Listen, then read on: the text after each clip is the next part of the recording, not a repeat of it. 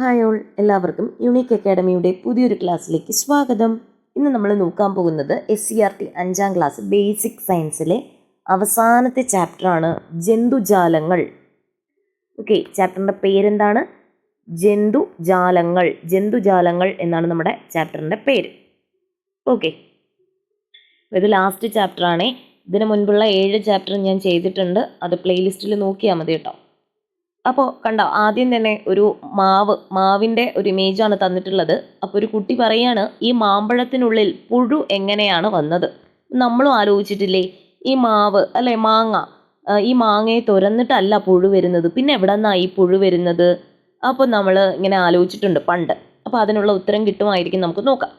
ചില പ്രാണികളുടെ മുട്ട വിരിഞ്ഞാണ് പുഴു ഉണ്ടാകുന്നത്. എന്താണ്? ചില പ്രാണികളുടെ മുട്ട വിരിഞ്ഞാണ് പുഴു ഉണ്ടാകുന്നത്. കണ്ടോ, ഈ പറയുന്ന ജീവികളൊക്കെ നമ്മുടെ ചിത്രശലഭമായിക്കോട്ടെ, ഈച്ച, അതുപോലെ വണ്ട്, തേനീച്ച തുടങ്ങിയവയൊക്കെ എന്താണ്? മുട്ട വിരിഞ്ഞിട്ട് പുഴു ആയതിനു ശേഷമാണ് പൂർണ്ണ രൂപത്തിലേക്ക് മാറുന്നത്. അതിൻ്റെ ഒരു സൈക്കിൾ തന്നിരിക്കുന്നത് കണ്ടോ. നമ്മുടെ കൊതുക് ആൻറ്റ് ലയൺ ലേസ് വിങ് എന്നാണ് കേട്ടോ അതിൻ്റെ പേര്. ആദ്യം മുട്ടയാകുന്നു, പിന്നീട് അത് ലാർവ കുഴിയാനയായി മാറുന്നു, പ്യൂപ്പയാകുന്നു, പിന്നീട് അത് അതിൻ്റെ പൂർണ്ണ രൂപത്തിലെത്തുന്നു, ant lion lacewing. Okay, അപ്പോൾ മുട്ട വിരിഞ്ഞുണ്ടാകുന്ന കുഴിയാനയ്ക്ക് അതിൻ്റെ മാതൃജീവിയോട് സാദൃശ്യമുണ്ടോ? ഉണ്ടോ? ഇല്ല അല്ലേ. നമ്മളിങ്ങനെ മണ്ണിൽ നിന്ന് ഇങ്ങനെ കുഴിയാനെ കളിച്ചിട്ടില്ലേ, കുഴിയാനെ വാ എന്ന് പറഞ്ഞിട്ട്.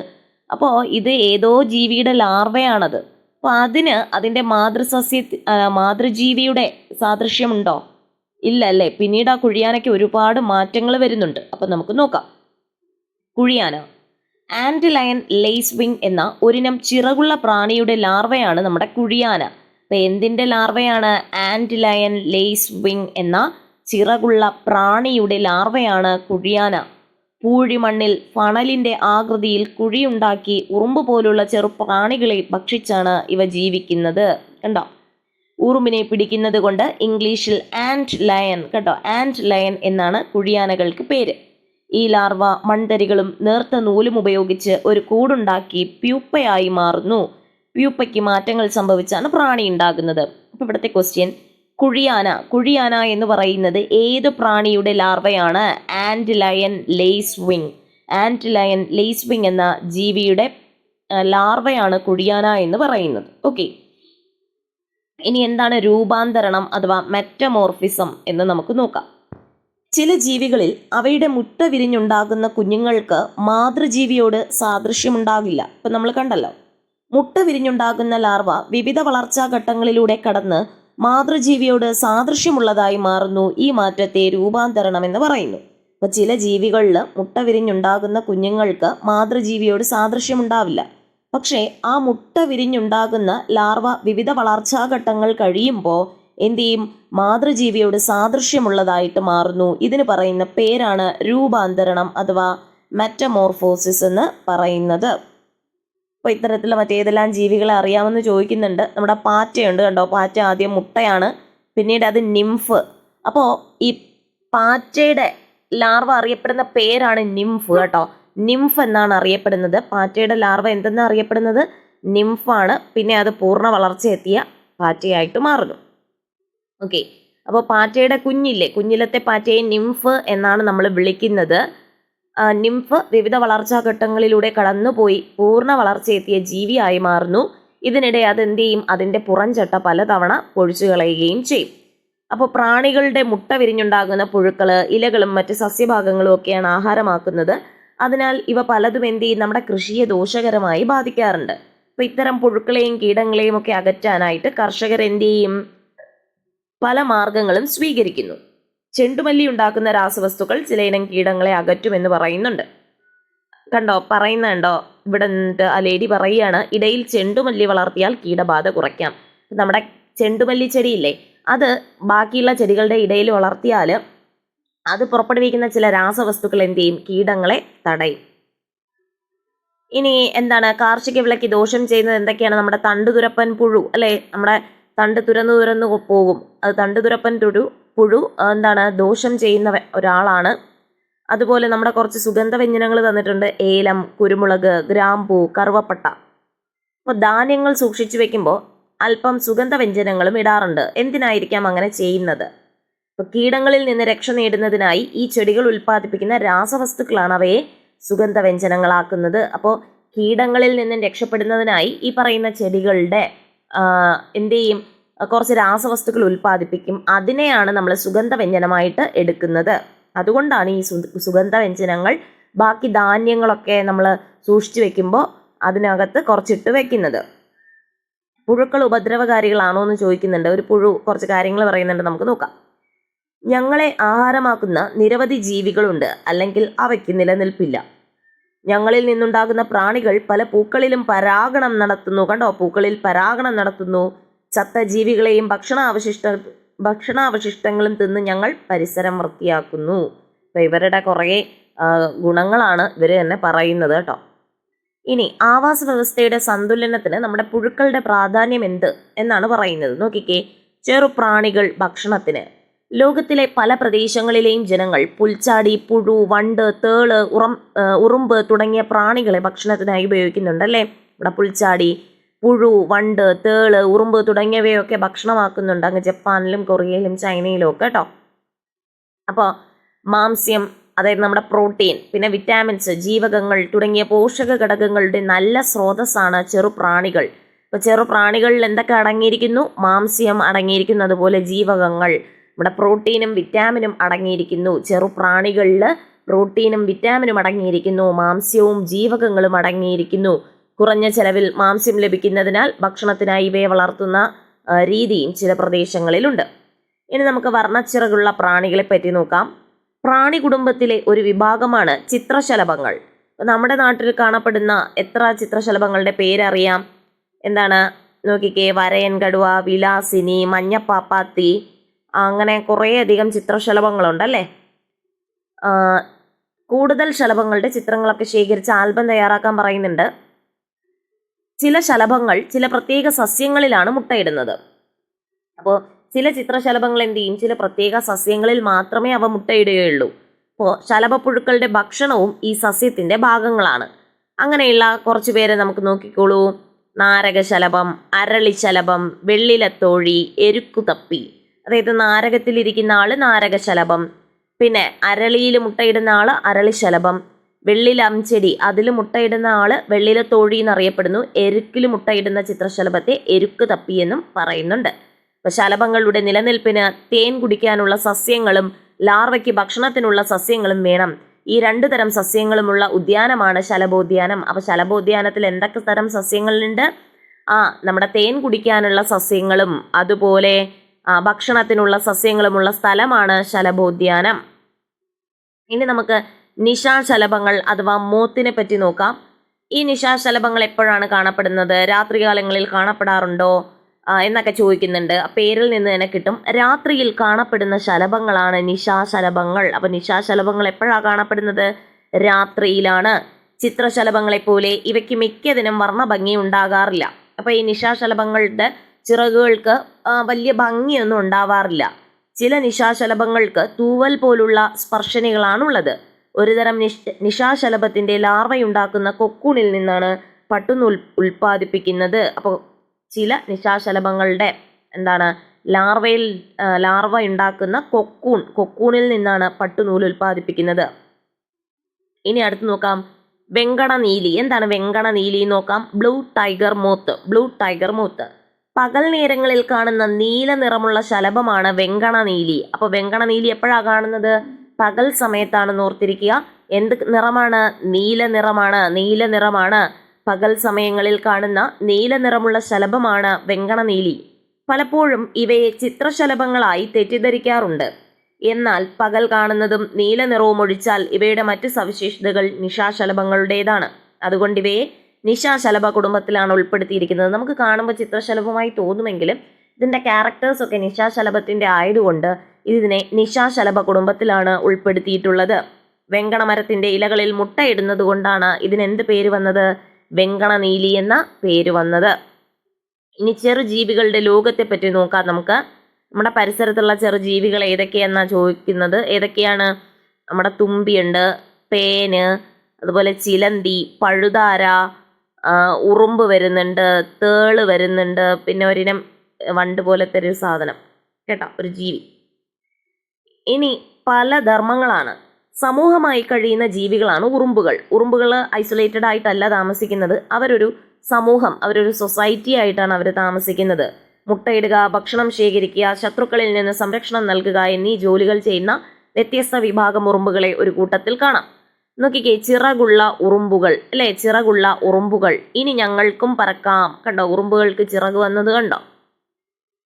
ചിറകുള്ള ഉറുമ്പുകളെ കണ്ടിട്ടുണ്ടോ? കണ്ടിട്ടുണ്ടല്ലേ. പ്രത്യുൽപാദന ധർമ്മം നിർവഹിക്കുന്ന ആൺ പെൺ ഉറുമ്പുകൾ കൂട്ടിൽ നിന്ന് ചിറകു മുളച്ചു പുറത്തു വരുന്നു. ഇവ മറ്റൊരു കൂട്ടിലെ ആൺ പെൺ ഉറുമ്പുകളുമായി ഇണചേരുകയും പുതിയ കൂടുകൾ ഉണ്ടാക്കുകയും ചെയ്യുന്നു. അപ്പൊ എന്താണ്, ഉറുമ്പുകൾക്ക് എപ്പോഴാണ് ചിറക് വരുന്നത്?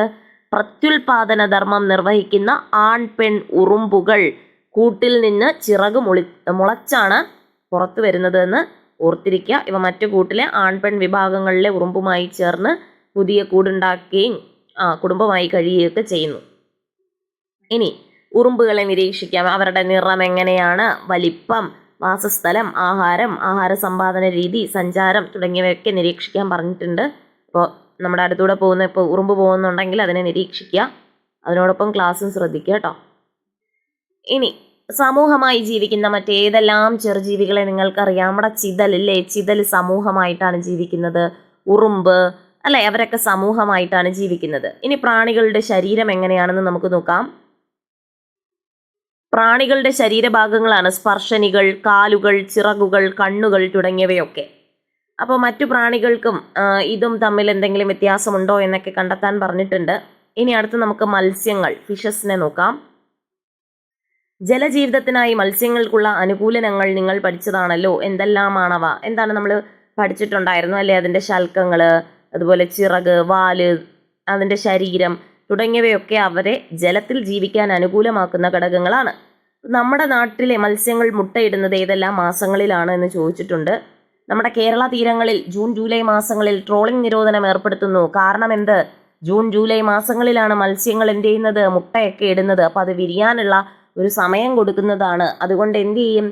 ട്രോളിംഗ് നിരോധനം അല്ലേ, ആഴക്കടലിൽ പോയി മീൻ പിടിക്കാനായിട്ട് പാടില്ല ആ സമയത്ത്. അപ്പോൾ ജൂൺ ജൂലൈ മാസങ്ങളിലാണ് എന്ത് ചെയ്യുന്നത്? മത്സ്യങ്ങളൊക്കെ മുട്ടയിടുന്നത് എന്ന് ഓർത്തിരിക്കുക.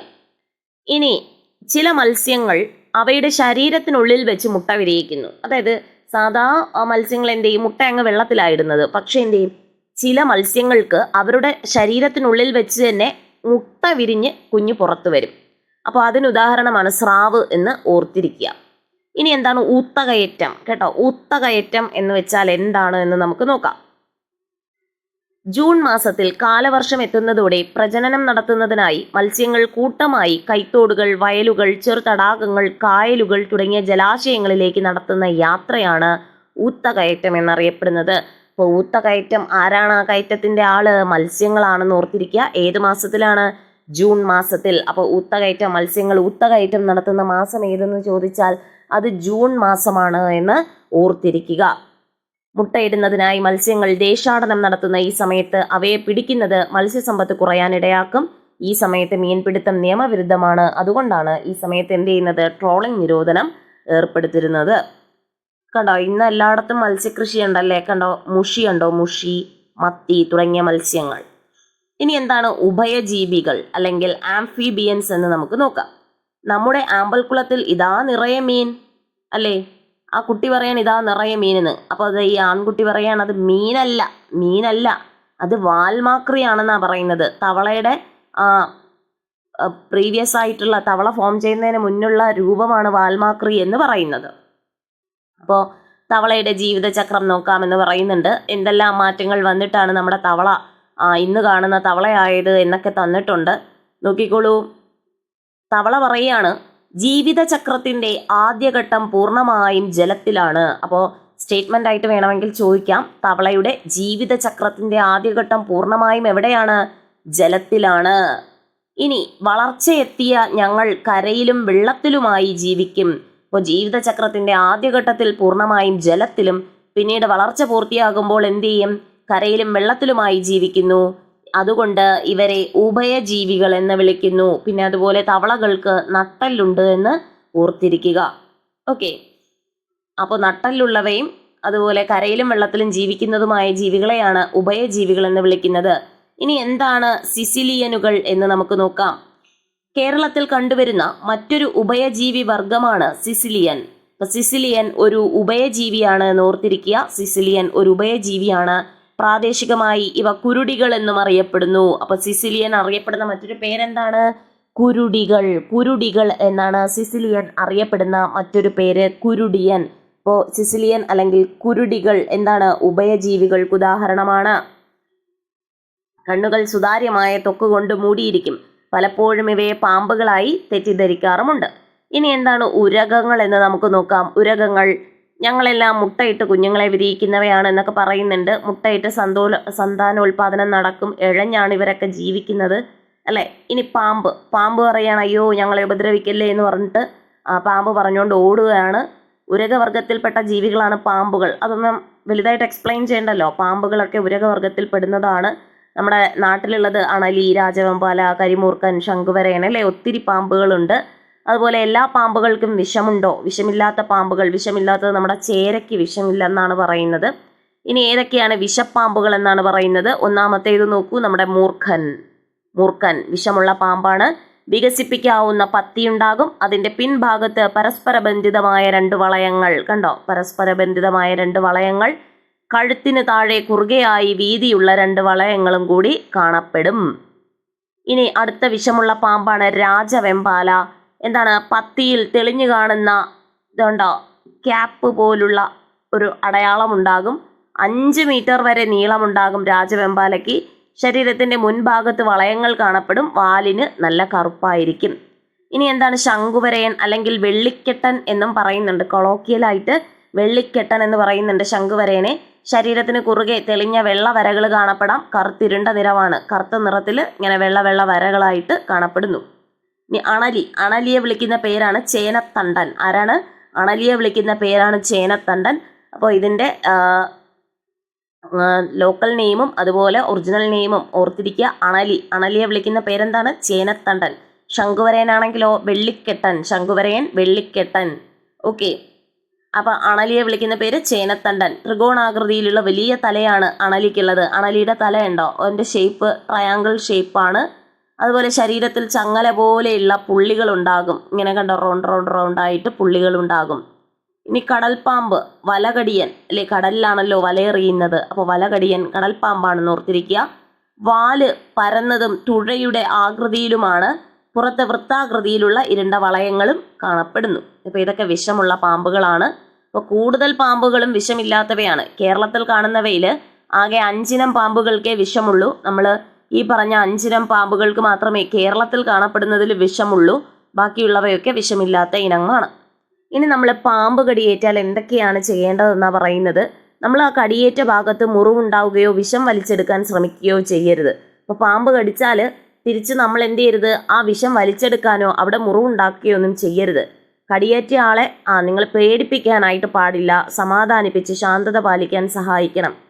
ഓക്കെ. നമ്മുടെ വെള്ളിമുങ്ങ സിനിമയിൽ പറയുന്നില്ലേ, കാലിൽ എന്തോ കൊണ്ടപ്പോഴത്തേക്ക് മൂർഖനാ കടിച്ചതെന്ന് പറയുന്നില്ലേ? അപ്പോൾ എന്ത് ചെയ്യരുത്? അങ്ങനെ പേടിപ്പിക്കരുത്. ചിലപ്പോൾ എന്ത് ചെയ്യും?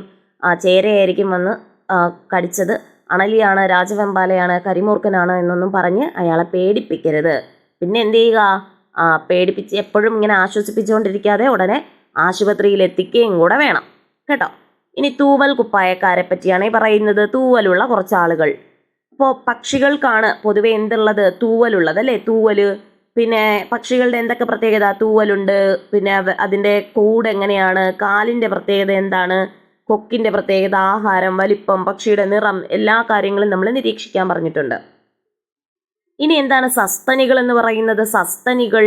സസ്തനികൾ എന്ന് പറഞ്ഞാൽ കുഞ്ഞുങ്ങളെ പ്രസവിച്ച് പാലൂട്ടി വളർത്തുന്നവയാണ് സസ്തനികൾ. അപ്പോൾ സസ്തനികൾ കുഞ്ഞുങ്ങളെ പ്രസവിക്കുന്നു, അതുമാത്രമല്ല പാലൂട്ടി വളർത്തുകയും ചെയ്യുന്നു. ഇനി എന്തൊക്കെയാണ് അതിന് ഉദാഹരണങ്ങൾ? എന്തൊക്കെയാണ് നോക്കിക്കോളൂ. നമ്മുടെ തിമിംഗലം, അല്ലേ? തിമിംഗലം, ഡോൾഫിൻ, വവ്വാല്, നീർനായ, അതുപോലെ നമ്മുടെ മുയൽ, പൂച്ച, നായ, പശു, എരുമ തുടങ്ങിയവയൊക്കെ എന്താണ്? ഇത് പന്നിയാണെന്ന് തോന്നുന്നു കേട്ടോ. എല്ലാം എന്താണ്? സസ്തനികളാണ്. ഇവരൊക്കെ കുഞ്ഞുങ്ങളെ പ്രസവിച്ച് പാലൂട്ടി വളർത്തുന്നവയാണ്. അപ്പോൾ ആദ്യം പറഞ്ഞ ഈ ഒരു സെറ്റ് നമുക്ക് അറിയാമായിരിക്കും. ഈ ഒരു സെറ്റ് നമുക്ക് എപ്പോഴും അറിയാവുന്നതാണ്. ഇതൊന്ന് ഓർത്തിരിക്കുക. തിമിംഗലം ഒരു സസ്തനിയാണ്, കുഞ്ഞുങ്ങളെ പ്രസവിച്ച് പാലൂട്ടി വളർത്തുന്ന മത്സ്യമാണ്. ഡോൾഫിൻ സസ്തനിയാണ്. വവ്വാല്, നീർനായ ഒക്കെ സസ്തനികളാണെന്ന് ഓർത്തിരിക്കുക. ചില സസ്തനികൾ വളർത്തുമൃഗങ്ങളാണ്. എന്തിനൊക്കെ ഉപയോഗിക്കുക? നമുക്ക് മാംസത്തിന്, പാലിന് വേണ്ടി, അല്ലെ വളത്തിന് വേണ്ടിയൊക്കെ ഉപയോഗിക്കുന്നുണ്ട്. അപ്പോൾ വളർത്തുമൃഗങ്ങൾ ഉപകാരികളാണെങ്കിലും അവയിൽ നിന്ന് മനുഷ്യർക്ക് രോഗങ്ങൾ പകരാറുണ്ട്. എന്താണ്? പേവിഷബാധ, അതുപോലെ എലിച്ചെള്ള് തുടങ്ങിയ രോഗങ്ങളൊക്കെ നമുക്ക് വളർത്തുമൃഗങ്ങളിൽ നിന്നും വരുന്നതാണ്. പിന്നെ വളർത്തുമൃഗങ്ങളെ നമ്മൾ വളർത്തുമ്പോൾ എന്ത് ചെയ്യുക? അതിന് കറക്റ്റ് സമയത്ത് വാക്സിനുകളൊക്കെ എടുത്തു കൊടുക്കുക കേട്ടോ. ഇനി മത്സ്യങ്ങൾ, ഉഭയജീവികൾ, ഉരകങ്ങൾ, പക്ഷികൾ, സസ്തനികൾ എന്നീ വിഭാഗങ്ങളിലെ ജീവികൾക്കെല്ലാം നട്ടെല്ലുണ്ട് എന്ന് ഓർത്തിരിക്കുക. ഇവർക്കൊക്കെ എന്തുണ്ട്? നട്ടെല്ലുണ്ട്. മത്സ്യങ്ങളായിക്കോട്ടെ, ഉഭയജീവികൾ, ഉരകങ്ങൾ, പക്ഷികൾ, സസ്തനികൾ എല്ലാവർക്കും നട്ടെല്ലുണ്ട്. ഇനി അന്യം നിൽക്കുന്ന ജീവികളെ പറ്റി പറയുന്നു. ഭൂമിയിൽ മുമ്പുണ്ടായിരുന്ന പല ജീവികളും പല കാരണങ്ങളാൽ ഇല്ലാതായിട്ടുണ്ട്. നമ്മുടെ അതിശൈത്യം കാരണം, വരൾച്ച, പിന്നെ ഉൽക്കാപതനം, രോഗവ്യാപനം, അഗ്നിപർവ്വത സ്ഫോടനങ്ങൾ തുടങ്ങിയ കാരണങ്ങളൊന്നും മനുഷ്യന്റെ നിയന്ത്രണത്തിലുള്ളതല്ല. എന്നാൽ ജീവികളുടെ വംശനാശത്തിന്റെ പ്രധാന കാരണങ്ങളിലൊന്നായ ആവാസ വ്യവസ്ഥയുടെ നാശത്തിൽ മനുഷ്യന് പങ്കുണ്ട്. അപ്പോൾ മനുഷ്യൻ എന്ത് ചെയ്യുന്നുണ്ട്? കാടുകളൊക്കെ വെട്ടിത്തെളിച്ച് അവിടെ എന്ത് ചെയ്യുന്നുണ്ട്? കെട്ടിടങ്ങളൊക്കെ പണിയുന്നു. ഇവരുടെ സ്വാഭാവിക ആവാസ വ്യവസ്ഥയെ നശിപ്പിക്കുന്നു. അപ്പോൾ ഈ ജീവികളൊക്കെ എന്ത് ചെയ്യും? അന്യം നിന്ന് പോവുകയാണ് ചെയ്യുന്നത്. അങ്ങനെ വംശനാശ ഭീഷണി നേരിടുന്ന കേരളത്തിലെ ചില ജീവികളാണ് താഴെ പറയുന്നത്. നമ്മുടെ കടുവാച്ചിലന്തി ഇപ്പോൾ അധികം കാണാനില്ല. അതുപോലെ മണവാട്ടിത്തവള, കണ്ടോ? മണവാട്ടിയെ പോലെ ഒരുങ്ങി നിൽക്കുന്നുണ്ടോ? മണവാട്ടി ഗോൾഡും റെഡൊക്കെ ആയിട്ട് മണവാട്ടിത്തവള. ഈനാമ്പേച്ചി അല്ലേ, നമ്മൾ പറയത്തില്ലേ ഈനാമ്പേച്ചിക്ക് മരപ്പട്ടി കൂട്ടുന്നു, അതിലെ ഈനാമ്പേച്ചിയാണ്. കാണാത്തവരുണ്ടെങ്കിൽ കണ്ടോളൂ. അപ്പോൾ ആരൊക്കെയാണ് കേരളത്തിൽ വംശനാശ ഭീഷണി നേരിടുന്നത്? കടുവാച്ചിലന്തി, മണവാട്ടിത്തവള, ഈനാമ്പേച്ചി തുടങ്ങിയവരാണ്. ഇനി ജീവികളും അന്ധവിശ്വാസങ്ങളുമാണ്. നമ്മൾ ചില ജീവികളെയൊക്കെ കാണുമ്പോൾ കുറച്ച് അന്ധവിശ്വാസങ്ങളൊക്കെ നമ്മൾ വെച്ച് പുലർത്തും. നമുക്ക് സാമ്പത്തിക ചൂഷണം, ജീവികളുടെ വംശനാശം, ഇതെല്ലാം അല്ലെങ്കിൽ നമുക്ക് മോശമായിട്ട് ഭവിക്കും എന്നൊക്കെയുള്ള കുറേ കാരണങ്ങളുണ്ട്. അല്ലെങ്കിൽ ഇന്ന ജീവികളെ വളർത്തിയാൽ ഭയങ്കര ഐശ്വര്യം കിട്ടും എന്നൊക്കെ പറയുന്നുണ്ട്. അതിൽപ്പെടുന്ന കുറച്ച് ജീവികളാണ് നമ്മുടെ വെള്ളിമൂങ്ങ, ഇരുതലമൂരി, നക്ഷത്രയാമ, സർപ്പം തുടങ്ങിയവ. ഈ ആദ്യത്തെ മൂന്ന് പേരെയും കയറ്റുമതിയൊക്കെ ആയിട്ട് ബന്ധപ്പെട്ട ഒരുപാട് കേസുകളൊക്കെ ഉണ്ട്. വെള്ളിമൂങ്ങ, ഇരുതലമൂരി, നക്ഷത്രയാമ തുടങ്ങിയവയൊക്കെ. അപ്പോൾ ഇത്രയുമാണ് ഈ ഒരു ചാപ്റ്ററിലുള്ളത്. അപ്പോൾ ഇതോടുകൂടി നമ്മുടെ 5ാം ക്ലാസ്സിലെ ബേസിക് സയൻസ് കംപ്ലീറ്റ് ആക്കിയിട്ടുണ്ട്. എല്ലാ ചാപ്റ്ററും എടുത്തിട്ടുണ്ട്, 8 ചാപ്റ്ററും എടുത്തിട്ടുണ്ട്. അപ്പോൾ നന്നായിട്ട് പഠിക്കുക. ഇനിയുള്ള എക്സാമുകൾക്ക് എന്തായാലും പുതിയ SCERTയിൽ നിന്നുള്ള ചോദ്യങ്ങളായിരിക്കും ചോദിക്കുന്നത്. അപ്പോൾ നിങ്ങൾക്ക് ക്ലാസ്സുകൾ ഉപകാരപ്പെട്ടെങ്കിൽ അറിയിക്കുക. ഇനി ഈ ഒരു 8 ചാപ്റ്ററിനെയും ഇൻക്ലൂഡ് ചെയ്തിട്ട് ഒരു എക്സാം വേണമെന്നുണ്ടെങ്കിൽ, യൂട്യൂബിൽ തന്നെ എക്സാം വേണമെന്നുണ്ടെങ്കിൽ അറിയിക്കുക. ഞാൻ എക്സാമായിട്ട് വീഡിയോ ചെയ്യുന്നതായിരിക്കും. അപ്പോൾ നിങ്ങൾക്ക് ചെയ്ത് നോക്കിയിട്ട് മാർക്കൊക്കെ അറിയിക്കാൻ പറ്റുന്നതായിരിക്കും. അപ്പോൾ എല്ലാവരും നന്നായിട്ട് പഠിക്കുക. ഇനി അതുപോലെ ഏത് ക്ലാസ്സുകളാണ് നിങ്ങൾക്ക് ആവശ്യമുള്ളത് എന്ന് കമൻറ്റായിട്ട് അറിയിച്ചാൽ അതും കൂടെ ചെയ്യുന്നതായിരിക്കും. നന്നായിട്ട് പഠിക്കുക. Happy learning. Thank you all.